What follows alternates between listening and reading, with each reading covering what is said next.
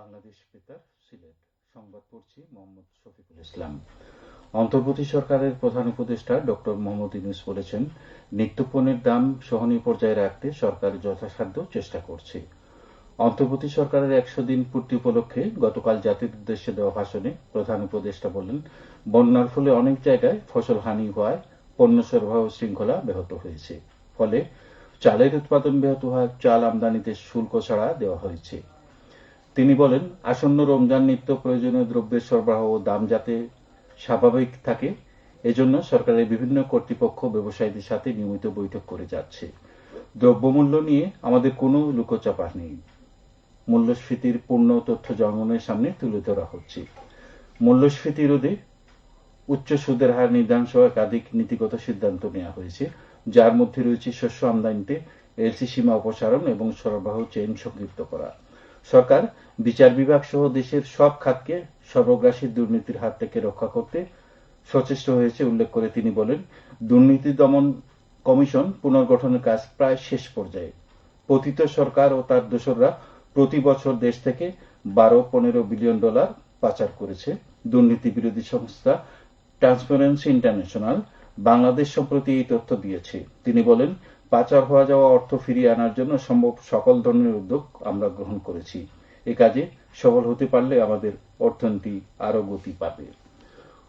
উপদেষ্টা প্রাথমিক ও গণশিক্ষা মন্ত্রণালয়ের উপদেষ্টা অধ্যাপক ডাক্তার বিধান রঞ্জন রায় পোদ্দার বলেছেন, দেশকে উন্নত করতে হলে প্রাথমিক শিক্ষাকে গতিশীল করতে হবে। এজন্য প্রত্যেকের নিজ অবস্থান থেকে ভূমিকা রাখা প্রয়োজন। তিনি গতকাল সিলেট বিভাগীয় কমিশনারের কার্যালয়ে আয়োজিত বিভাগীয় পর্যায়ের কর্মকর্তাদের সঙ্গে মত বিনিময়কালে এসব কথা বলেন। এ সময় তিনি শিক্ষার সবচেয়ে অপরিহার্য বিষয় প্রাথমিক শিক্ষা উল্লেখ করে বলেন, জাতির সবচেয়ে ধনী হচ্ছে জনশক্তিতে। এই আপন সম্পদ কিভাবে জনসম্পদে পরিণত করা যায় সে বিষয়ে সত্যিকার অর্থে কোনোদিন কোনো উদ্যোগ নেওয়া হয়নি। যদি নেওয়া হতো তাহলে অবশ্যই প্রাথমিক শিক্ষা ও অবস্থায় থাকত না।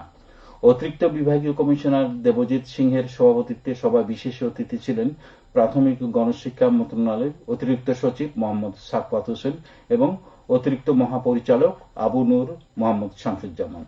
অন্তর্বর্তী সরকারের প্রধান লক্ষ্য প্রধান শিক্ষকদের 10ম গ্রেডে নিশ্চিত করা উল্লেখ করে উপদেষ্টা বলেন, সহকারী প্রধান শিক্ষকের পদও সৃজন করতে হবে। এক্ষেত্রে প্রায় 9,500 সৃজনের জনপ্রশাসন মন্ত্রণালয়ের সম্মতি পাওয়া গেছে। সেখানে সহকারী শিক্ষকরা শতভাগ পদোন্নতি পেয়ে প্রধান শিক্ষক হবেন। পরে উপদেষ্টা নগরীর একটি হোটেলে workshop on designing for the next sector program PDP 5-এর অংশ নেন। এছাড়া প্রাথমিক ও গণশিক্ষা মন্ত্রণালয়ের উপদেষ্টা গতকাল বিকেলে নগরের পিটিআই পরিদর্শন করেন। সফরকালে উপদেষ্টা সুনামগঞ্জ, মৌলভীবাজার, হবিগঞ্জ জেলায় বিভিন্ন সরকারি কর্মসূচিতে অংশ নেবেন।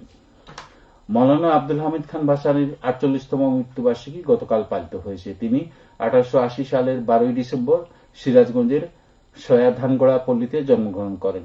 মৌলানা আব্দুল হামিদ খান ভাসানী ছিলেন বিংশ শতাব্দীর ব্রিটিশ ভারতের অন্যতম তৃণমূল রাজনীতিবিদ ও গণ আন্দোলনের নায়ক, যিনি জীবদ্দশায় 1947-এ সৃষ্ট পাকিস্তান ও 1971-এ প্রতিষ্ঠিত বাংলাদেশের রাজনীতিতে বিশেষ গুরুত্বপূর্ণ ভূমিকা পালন করেছেন।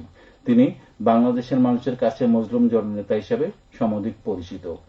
1976 খ্রিস্টাব্দে 17 নভেম্বর ঢাকা মেডিকেল কলেজ হাসপাতালে তিনি মৃত্যুবরণ করেন। ভাষা আন্দোলনে বিশেষ অবদানের জন্য 2002 সালে তিনি মরণোত্তর 21 পদক ভূষিত হন। মৌলানা ভাসানী ফাউন্ডেশনের উদ্যোগে গতকাল তার মৃত্যুবার্ষিকী উপলক্ষে নানা কর্মসূচি গ্রহণ করা হয়। নগরের কেন্দ্রীয় মুসলিম সাহিত্য সংসদের সাহিত্য আসর কক্ষে গতকাল বিকেলে অনুষ্ঠিত হয় আলোচনা সভা। এদিকে মৌলানা ভাসানীর মৃত্যুবার্ষিকী উপলক্ষে আলোচনা সভা অনুষ্ঠিত হয়েছে গতকাল মৌলভীবাজারে। সকালে পৌর জনমিলন কেন্দ্রে অনুষ্ঠিত সভায় প্রধান অতিথি ছিলেন মৌলভীবাজার সরকারি কলেজের সাবেক অধ্যক্ষ অধ্যাপক ডক্টর মোহাম্মদ ফজলুল আলী। এতে শিক্ষার্থী, বিভিন্ন রাজনৈতিক দলের নেতৃবৃন্দ সহ বিভিন্ন শ্রেণী ও পেশার শতাধিক ব্যক্তি উপস্থিত ছিলেন। মৌলানা ভাসানী স্মৃতি সংসদ এর আয়োজন করে।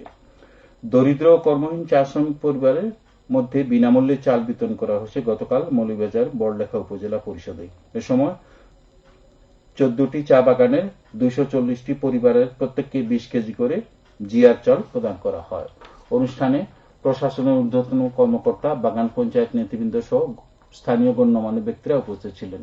দুর্যোগ ব্যবস্থাপনা অধিদপ্তরের মানবিক সহায়তা কর্মসূচির আওতায় ত্রাণ মন্ত্রণালয় এই বরাদ্দ দেয়। খেলার খবর ক্রিকেট। জাতীয় ক্রিকেট লিগে এনসিএল পঞ্চম রাউন্ডে ঢাকা মেট্রোর বিপক্ষে গতকাল দ্বিতীয় দিনের খেলায় এগিয়ে আছে সিলেট বিভাগ। প্রথম ইনিংসে মেট্রোর 130 রানের জবাবে সব উইকেট হারিয়ে 376 রান করে সিলেট। পিছিয়ে থেকে ইনিংসে খেলতে নেমে দিন শেষে 4 উইকেটে 49 রান করে মেট্রো। খেলায় 6 উইকেটে হাতে নিয়ে 197 রানে পিছিয়ে থাকা মেট্রো। খুলনার শেখ নাসের স্টেডিয়ামে প্রথম দিনেই অল আউট হয় ঢাকা মেট্রো। খেলায় নিজেদের প্রথম ইনিংস শুরু করে প্রথম দিনের শেষে 2 উইকেট 137 রান করেছিল সিলেট। সবশেষে আবহাওয়া। সন্ধ্যে 6টা পর্যন্ত পূর্বাভাসে বলা হয়েছে সিলেট সহ পার্শ্ববর্তী এলাকার জন্য আজ কোনো সতর্কবার্তা নেই এবং কোনো সংকেতও দেখাতে হবে না। আজ সিলেটে সূর্যোদয় হয়েছে সকাল 6টা11 এবং সূর্যাস্ত যাবে সন্ধ্যে 5টা4 সংবাদ শেষ হলো। আমাদের পরবর্তী সংবাদ প্রচারিত হবে বিকেল 4টা30।